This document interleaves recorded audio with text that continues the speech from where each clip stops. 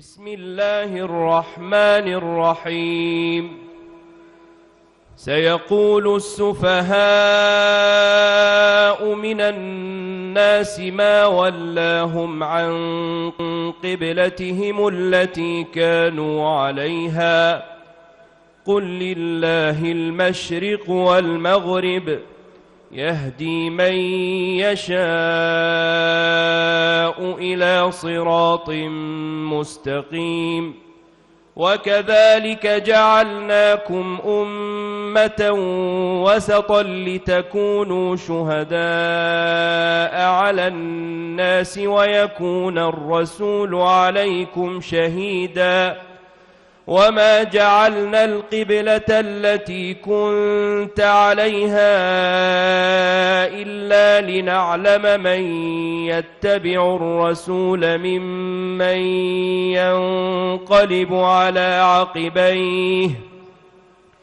وإن كانت لكبيرة إلا على الذين هدى الله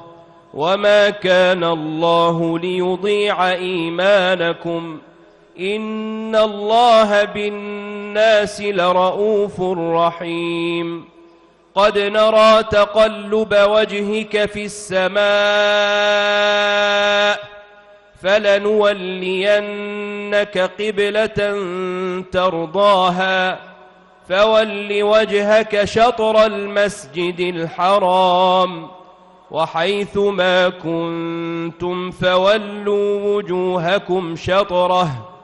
وإن الذين أوتوا الكتاب ليعلمون أنه الحق من ربهم وما الله بغافل عما يعملون. ولئن أتيت الذين أوتوا الكتاب بكل آية ما تبعوا قبلتك وما أنت بتابع قبلتهم وما بعضهم بتابع قبلة بعض. ولئن اتبعت أهواءهم من بعد ما جاءك من العلم إنك إذا لمن الظالمين.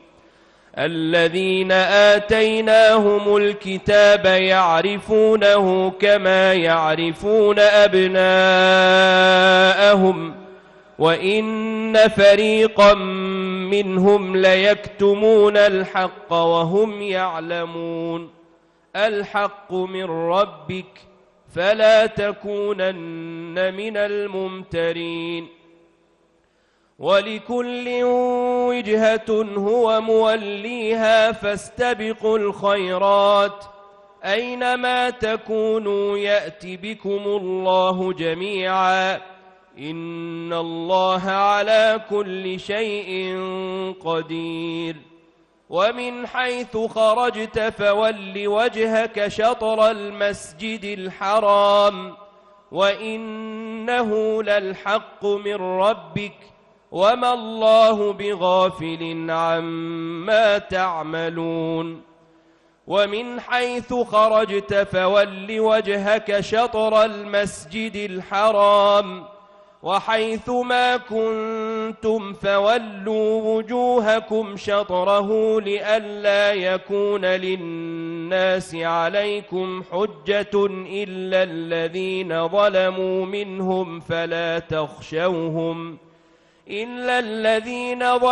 منهم فلا تخشوهم واخشوني ولأتم نعمتي عليكم ولعلكم تهتدون. كما أرسلنا فيكم رسولا منكم يتلو عليكم آياتنا ويزكيكم ويعلمكم الكتاب والحكمة ويعلمكم ما لم تكونوا تعلمون. فاذكروني أذكركم واشكروا لي ولا تكفرون. يا أيها الذين آمنوا استعينوا بالصبر والصلاة إن الله مع الصابرين ولا تقولوا لمن يقتل في سبيل الله أموات بل أحياء ولكن لا تشعرون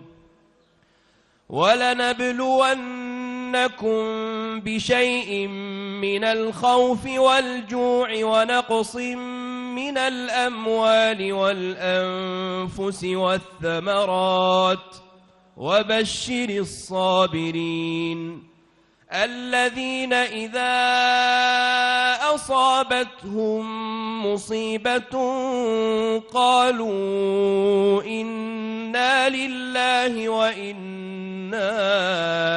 إليه راجعون أولئك عليهم صلوات من ربهم ورحمة وأولئك هم المهتدون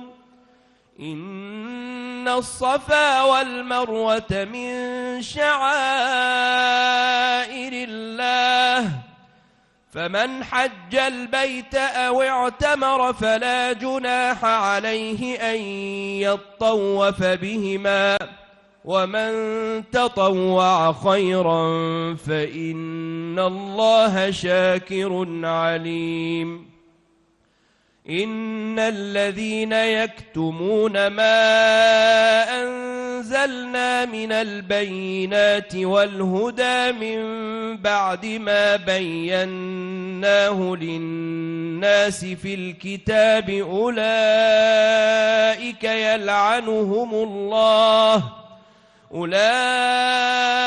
يلعنهم الله ويلعنهم اللاعنون إلا الذين تابوا وأصلحوا وبينوا فأولئك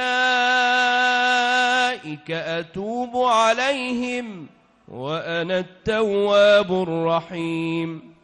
إن الذين كفروا وماتوا وهم كفار أولئك عليهم لعنة الله والملائكة والناس أجمعين خالدين فيها لا يخفف عنهم العذاب ولا هم ينظرون وإلهكم إله واحد لا إله إلا هو الرحمن الرحيم إن في خلق السماوات والأرض واختلاف الليل والنهار والفلك التي تجري في البحر بما ينفع الناس وما أنزل الله من السماء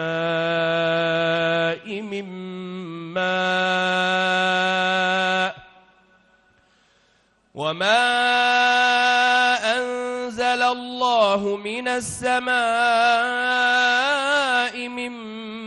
ماء فأحيا به الأرض بعد موتها وبث فيها من كل دابة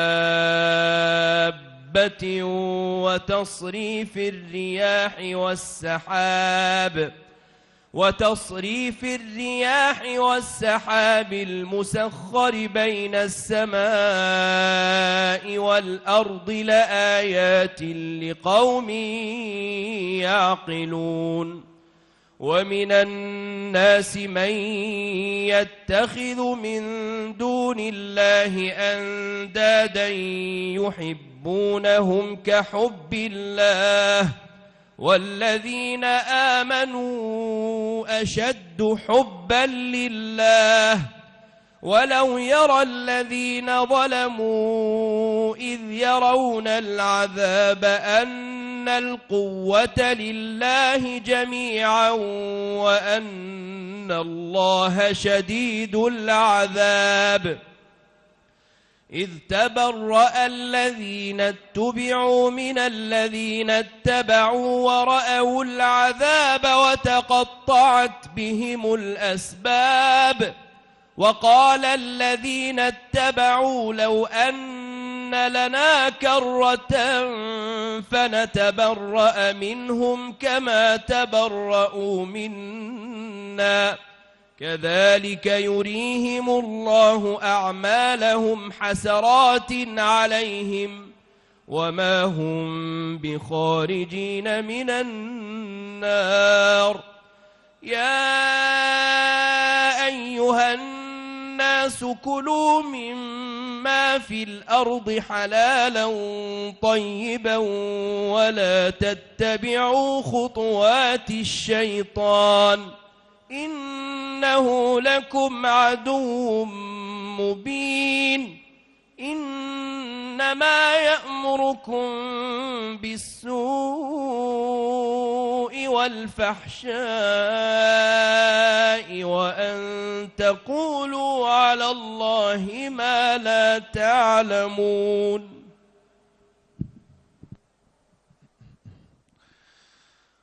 أعوذ بالله من الشيطان الرجيم. بسم الله الرحمن الرحيم. وإذا قيل لهم اتبعوا ما أنزل الله قالوا بل نتبع ما ألفينا عليه آباءنا أولو كان آباؤهم لا يعقلون شيئا ولا يهتدون. ومثل الذين كفروا كمثل الذي ينعق بما لا يسمع إلا دعاء ونداء صم بكم عمي فهم لا يعقلون. يا أيها الذين آمنوا كلوا من طيبات ما رزقناكم واشكروا لله إن كنتم إياه تعبدون. إنما حرم عليكم الميتة والدم ولحم الخنزير وما أهل به لغير الله فمن اضطر غير باغ ولا عاد فلا إثم عليه إن الله غفور رحيم. إن الذين يكتمون ما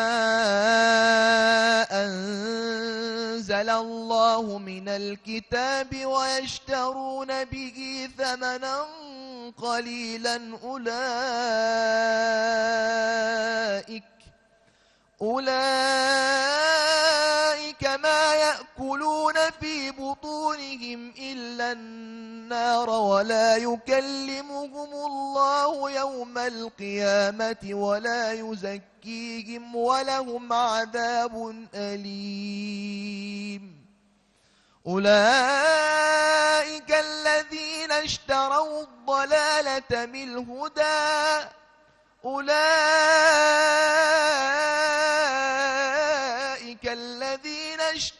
الضلالة بالهدى والعذاب بالمغفرة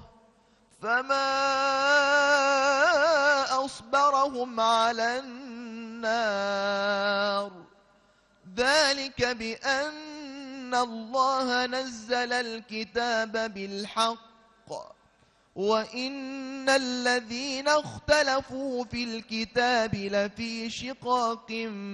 بعيد. ليس البر أن تولوا وجوهكم قبل المشرق والمغرب ولكن البر من آمن بالله واليوم الآخر والملائكة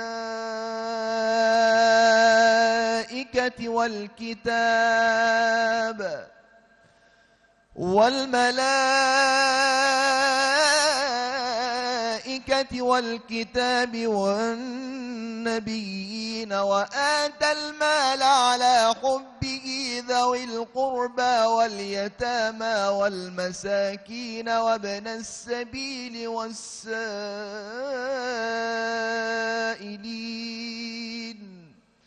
والسائلين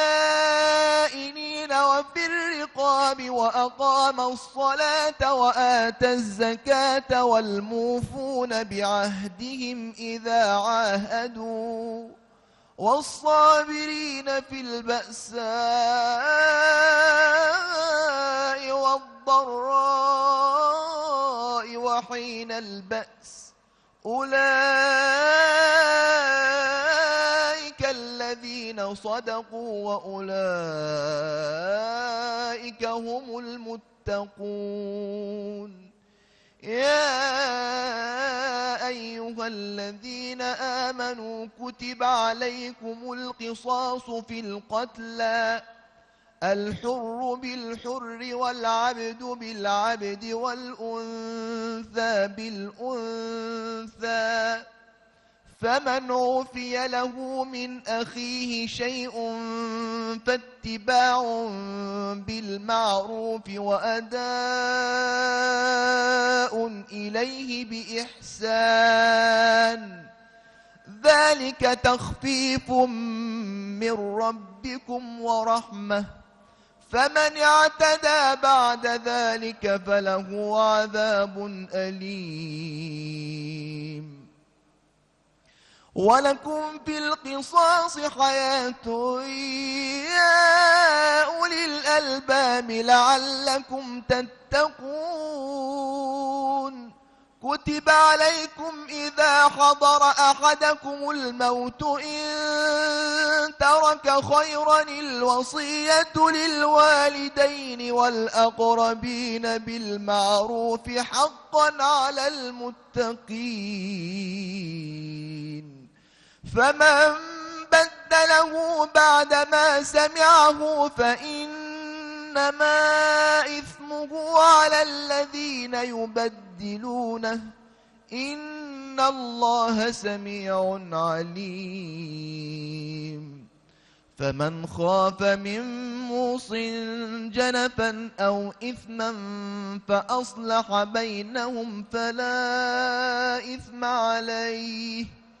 إن الله غفور رحيم. يا أيها الذين آمنوا كتب عليكم الصيام كما كتب على الذين من قبلكم لعلكم تتقون. أياما معدودات فمن كان منكم مريضا أو على سفر فعدة من أيام أخر وعلى الذين يطيقونه فدية طعام مسكين فمن تطوع خيرا فهو خير له وأن تصوموا خير لكم إن كنتم تعلمون. شهر رمضان الذي أنزل فيه القرآن هدى للناس وبينات من الهدى والفرقان فمن شهد منكم الشهر فليصمه ومن كان مريضا أو على سفر فعدة من أيام أخر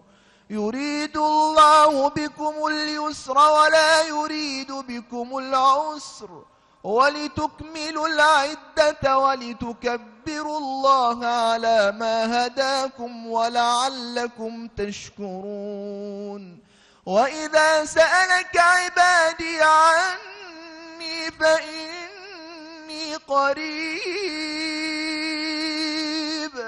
أجيب دعوة الداع إذا دعان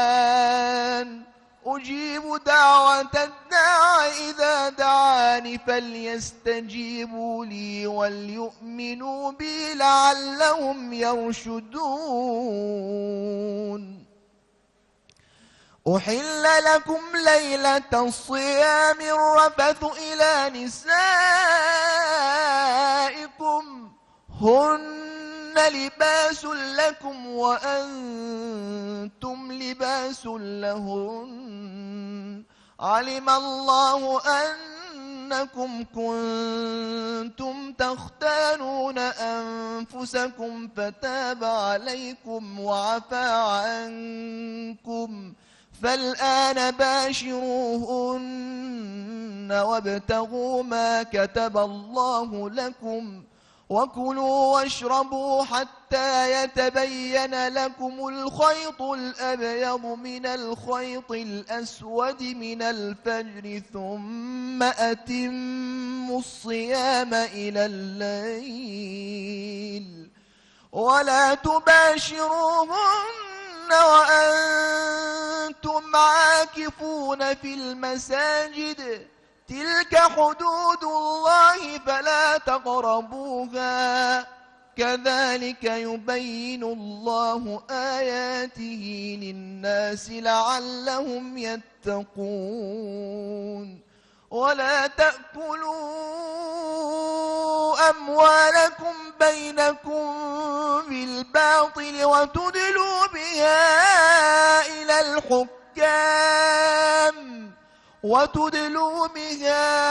إلى الحكام لتأكلوا فريقا من أموال الناس بالإثم وأنتم تعلمون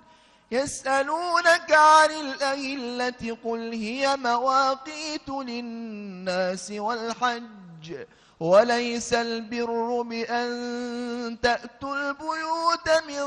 ظهورها ولكن البر من اتقى وأتوا البيوت من أبوابها واتقوا الله لعلكم تفلحون وقاتلوا في سبيل الله الذين يقاتلونكم ولا تعتدوا إن الله لا يحب المعتدين. أعوذ بالله من الشيطان الرجيم.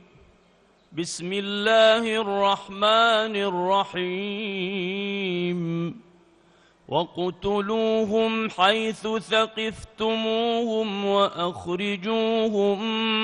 من حيث أخرجوكم والفتنة أشد من القتل ولا تقاتلوهم عند المسجد الحرام حتى يقاتلوكم فيه فإن قاتلوكم فاقتلوهم كذلك جزاء الكافرين فإن انتهوا فإن الله غفور رحيم وقاتلوهم حتى لا تكون فتنة ويكون الدين لله فإن انتهوا فلا عدوان إلا على الظالمين الشهر الحرام بالشهر الحرام والحرمات قصاص فمن اعتدى عليكم فاعتدوا عليه بمثل ما اعتدى عليكم واتقوا الله واعلموا أن الله مع المتقين وأنفقوا في سبيل الله ولا تلقوا بأيديكم إلى التهلكة وأحسنوا إن الله يحب المحسنين وأتموا الحج والعمرة لله فإن أحصرتم فما استيسر من الهدي ولا تحلقوا رؤوسكم حتى يبلغ الهدي محله فمن كان منكم مريضا أو به أذى من رأسه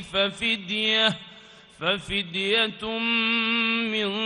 صيام أو صدقة أو نسك فإذا أمنتم فمن تمتع بالعمرة إلى الحج فما استيسر من الهدي فمن لم يجد فصيام 3 أيام في الحج و7 إذا رجعتم تلك 10 كاملة ذلك لمن لم يكن أهله حاضر المسجد الحرام واتقوا الله واعلموا أن الله شديد العقاب الحج أشهر معلومات فمن فرض فيهن الحج فلا رفث ولا فسوق ولا جدال في الحج وما تفعلوا من خير يعلمه الله وتزودوا فإن خير الزاد التقوى واتقون يا أولي الألباب ليس عليكم جناح أن تبتغوا فضلا من ربكم فإذا أفضتم من عرفات فاذكروا الله عند المشعر الحرام واذكروه كما هداكم وإن كنتم من قبله لمن الضالين ثم أفيضوا من حيث أفاض الناس واستغفروا الله إن الله غفور رحيم فإذا قضيتم مناسككم فاذكروا الله كذكركم آباءكم أو أشد ذكرًا فمن الناس من يقول ربنا آتنا في الدنيا وما له في الآخرة من خلاق ومنهم من يقول ربنا آتنا في الدنيا حسنة وفي الآخرة حسنة وقنا عذاب النار أولئك لهم نصيب مما كسبوا والله سريع الحساب واذكروا الله في أيام معدودات فمن تعجل في يومين فلا إثم عليه ومن تأخر فلا إثم عليه لمن اتقى واتقوا الله واعلموا أنكم إليه تحشرون ومن الناس من يعجبك قوله في الحياة الدنيا ويشهد الله على ما في قلبه وهو ألد الخصام وإذا تولى سعى في الأرض ليفسد فيها ويهلك الحرث والنسل والله لا يحب الفساد وإذا قيل له اتق الله أخذته العزة بالإثم فحسبه جهنم ولبئس المهاد ومن الناس من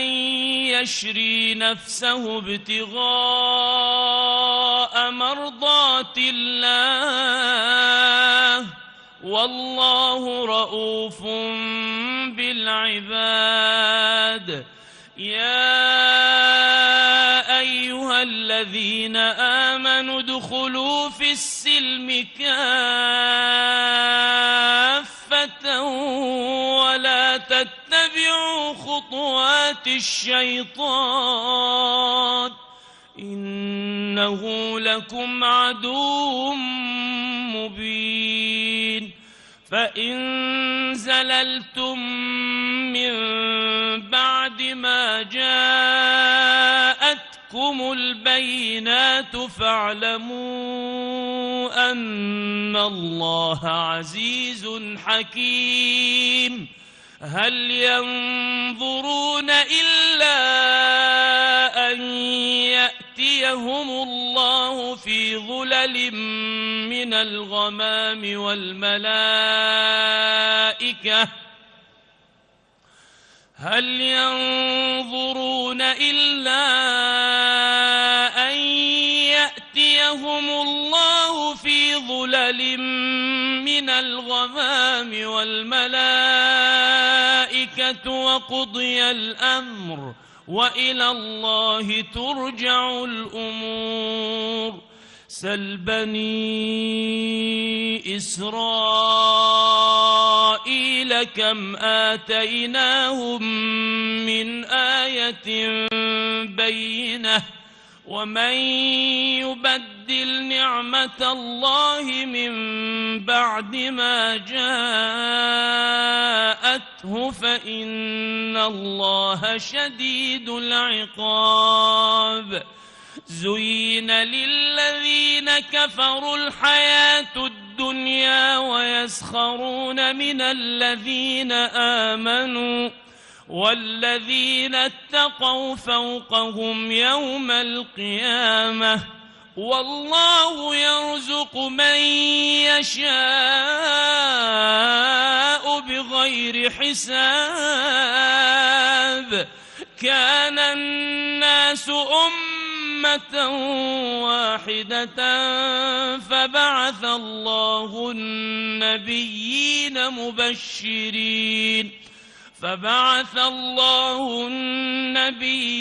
مبشرين ومنذرين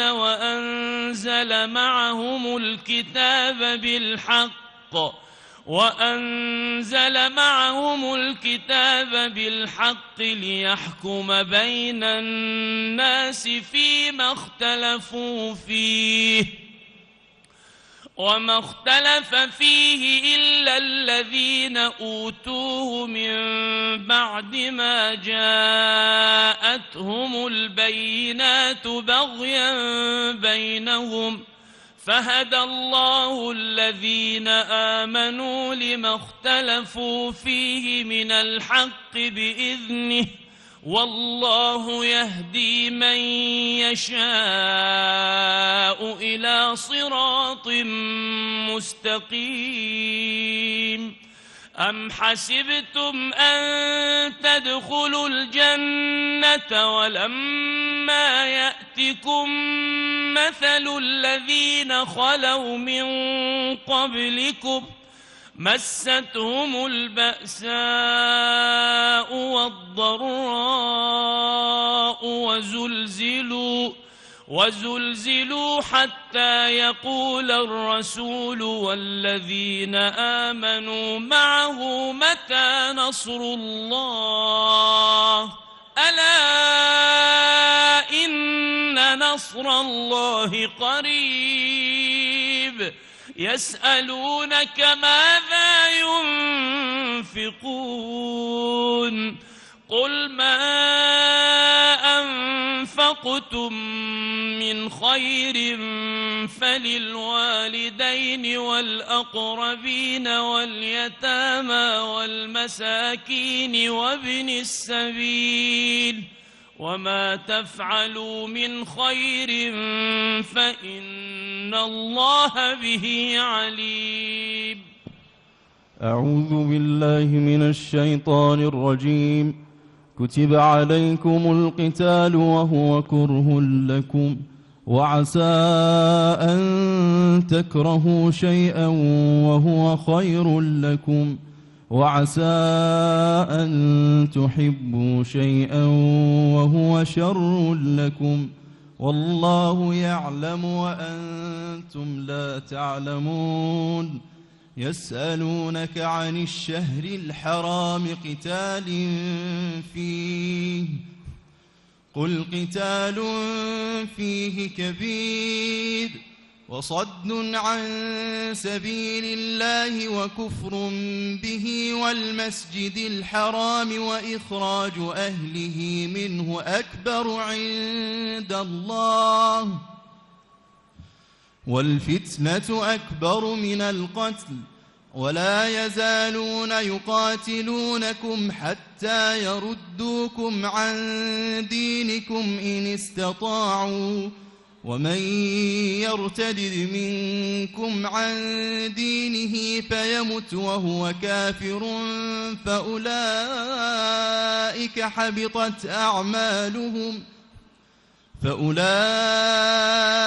حبطت أعمالهم في الدنيا والآخرة وأولئك أصحاب النار هم فيها خالدون. إن الذين آمنوا والذين هاجروا وجاهدوا في سبيل الله أولئك يرجون رحمة الله والله غفور رحيم. يسألونك عن الخمر والميسر قل فيهما إثم كبير ومنافع للناس وإثمهما أكبر من نفعهما ويسألونك ماذا ينفقون قل العفو كذلك يبين الله لكم الآيات لعلكم تتفكرون في الدنيا والآخرة. ويسألونك عن اليتامى قل إصلاح لهم خير وإن تخالطوهم فإخوانكم والله يعلم المفسد من المصلح ولو شاء الله لأعنتكم إن الله عزيز حكيم. ولا تنكحوا المشركات حتى يؤمن ولأمة مؤمنة خير من مشركة ولو أعجبتكم ولا تنكحوا المشركين حتى يؤمنوا ولعبد مؤمن خير من مشرك ولو أعجبكم أولئك يدعون إلى النار والله يدعو إلى الجنة والمغفرة بإذنه ويبين آياته للناس لعلهم يتذكرون. ويسألونك عن المحيض قل هو أذى فاعتزلوا النساء في المحيض ولا تقربوهن حتى يطهرن فإذا تطهرن فأتوهن من حيث أمركم الله إن الله يحب التوابين ويحب المتطهرين نساؤكم حرث لكم فأتوا حرثكم أنى شئتم وقدموا لأنفسكم واتقوا الله واعلموا أنكم ملاقوه وبشر المؤمنين ولا تجعلوا الله عرضة لأيمانكم أن تبروا وتتقوا وتصلحوا بين الناس والله سميع عليم لا يؤاخذكم الله باللغو في أيمانكم ولكن يؤاخذكم بما كسبت قلوبكم والله غفور حليم للذين يؤلون من نسائهم تربص 4 أشهر فإن فاءوا فإن الله غفور رحيم وإن عزموا الطلاق فإن الله سميع عليم والمطلقات يتربصن بأنفسهن 3 قروء ولا يحل لهن أن يكتمن ما خلق الله في أرحامهن إن كن يؤمن بالله واليوم الآخر وبعولتهن أحق بردهن في ذلك إن أرادوا إصلاحا ولهن مثل الذي عليهن بالمعروف وللرجال عليهن درجة والله عزيز حكيم الطلاق 2 فإمساكم بمعروف أو تسريح بإحسان ولا يحل لكم أن تأخذوا مما آتيتموهن شيئا إلا أن يخافا ألا يقيما حدود الله فإن خفتم ألا يقيما حدود الله فلا جناح عليهما فيما افتدت به تلك حدود الله فلا تعتدوها ومن يتعد حدود الله فأولئك هم الظالمون فإن طلقها فلا تحل له من بعد حتى تنكح زوجا غيره فإن طلقها فلا جناح عليهما أن يتراجعا إن ظنا أن يقيما حدود الله وتلك حدود الله يبينها لقوم يعلمون وإذا طلقتم النساء فبلغن أجلهن فأمسكوهن بمعروف أو سرحوهن بمعروف ولا تمسكوهن ضرارا لتعتدوا ومن يفعل ذلك فقد ظلم نفسه ولا تتخذوا آيات الله هزوا واذكروا نعمة الله عليكم وما أنزل عليكم من الكتاب والحكمة يعظكم به واتقوا الله واعلموا أن الله بكل شيء عليم. وإذا طلقتم النساء فبلغن أجلهن فلا تعضلوهن أن ينكحن أزواجهن إذا تراضوا بينهم بالمعروف، ذلك يوعظ به من كان منكم يؤمن بالله واليوم الآخر، ذلكم أزكى لكم وأطهر، والله يعلم وأنتم لا تعلمون.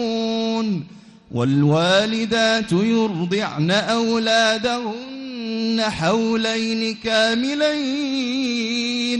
لمن أراد أن يتم الرضاعة، وعلى المولود له رزقهن وكسوتهن بالمعروف، لا تكلف نفس إلا وسعها، لا تضار والدة بولدها ولا مولود له بولده، وعلى الوارث مثل ذلك، فإن أرادا فصالا عن تراض منهما وتشاور فلا جناح عليهما. وإن أردتم أن تسترضعوا أولادكم فلا جناح عليكم إذا سلمتم ما آتيتم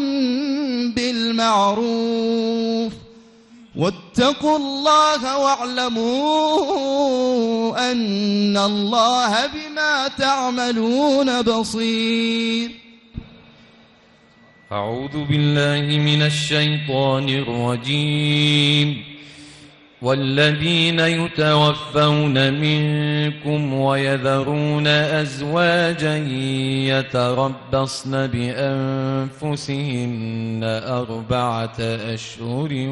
وعشرا،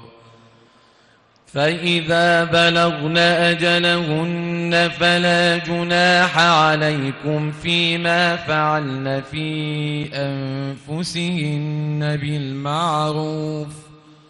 والله بما تعملون خبير. ولا جناح عليكم فيما عرضتم به من خطبة النساء أو أكننتم في أنفسكم، علم الله أنكم ستذكرونهن ولكن لا تواعدوهن سرا إلا أن تقولوا قولا معروفا،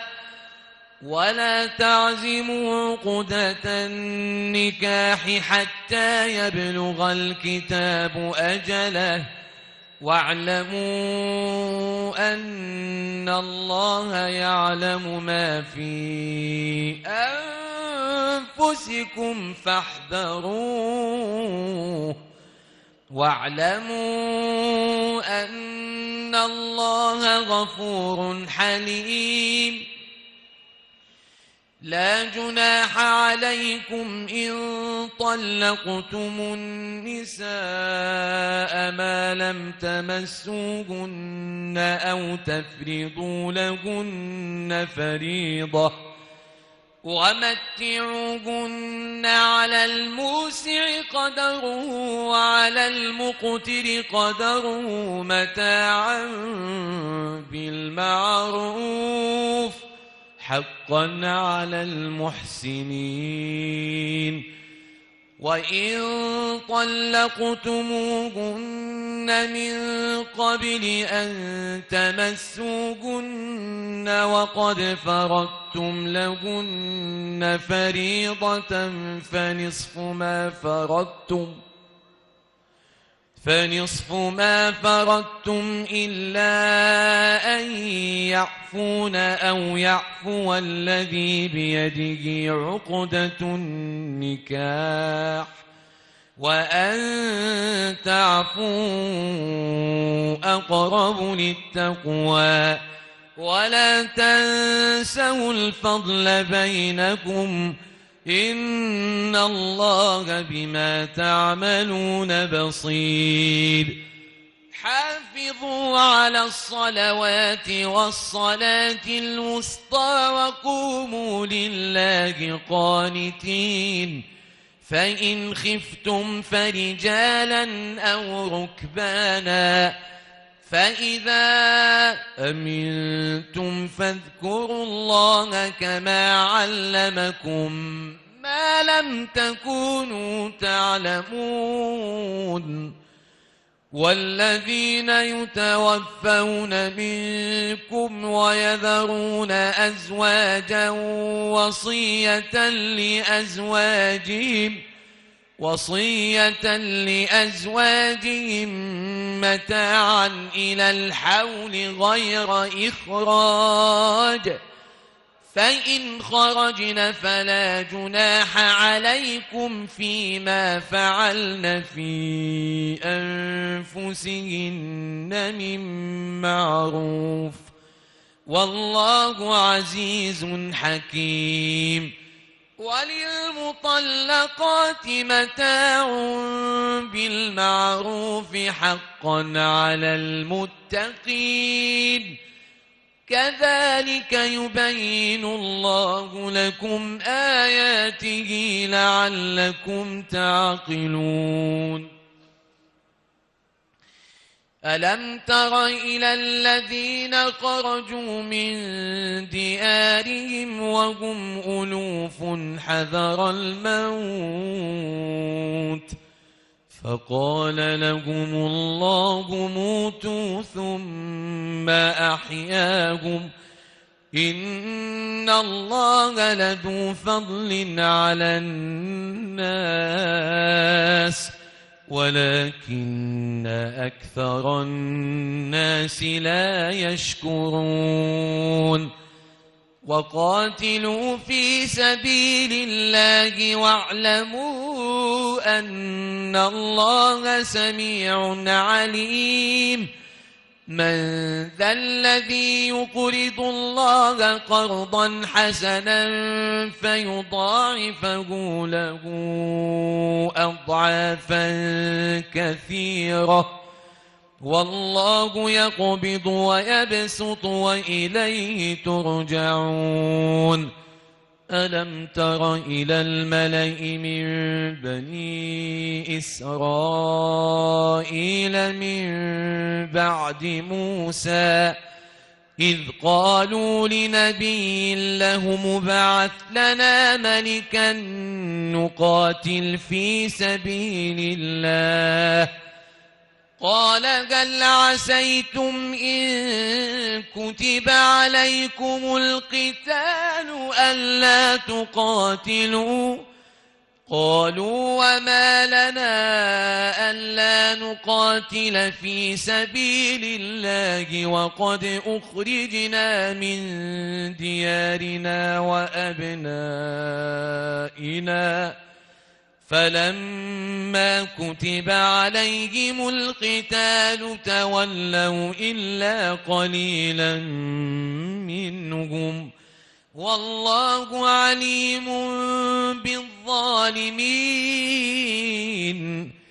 وقال لهم نبيهم إن الله قد بعث لكم طالوت ملكا قالوا أنى يكون له الملك علينا ونحن أحق بالملك منه ولم يؤت سعة من المال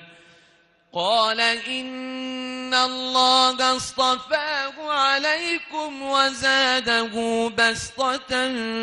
في العلم والجسم والله يؤتي ملكه من يشاء والله واسع عليم. وقال لهم نبيهم إن آية ملكه أن يأتيكم التابوت فيه سكينة من ربكم وبقية مما ترك آل موسى وآل هارون تحمله الملائكة إن في ذلك لآية لكم إن كنتم مؤمنين. فلما فصل طالوت بالجنود قال إن الله مبتليكم بنهر فمن شرب منه فليس مني ومن لم يطعمه فإنه مني إلا من اغترف غرفة بيده فشربوا منه إلا قليلا منهم. فلما جاوزه هو والذين آمنوا معه قالوا لا طاقة لنا اليوم بجالوت وجنوده. قال الذين يظنون أنهم ملاقو الله كم من فئة قليلة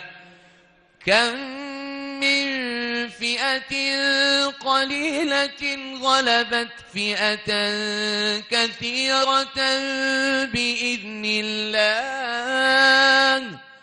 والله مع الصابرين. ولما برزوا لجالوت وجنوده قالوا ربنا أفرغ علينا صبرا وثبت أقدامنا وانصرنا على القوم الكافرين. فهزموهم بإذن الله وقتل داود جالوت وآتاه الله الملك والحكمة وعلمه مما يشاء.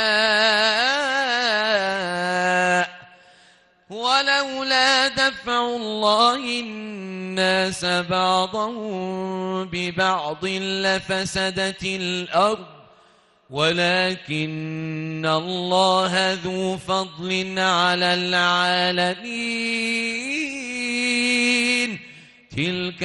آيات الله نتلوها عليك بالحق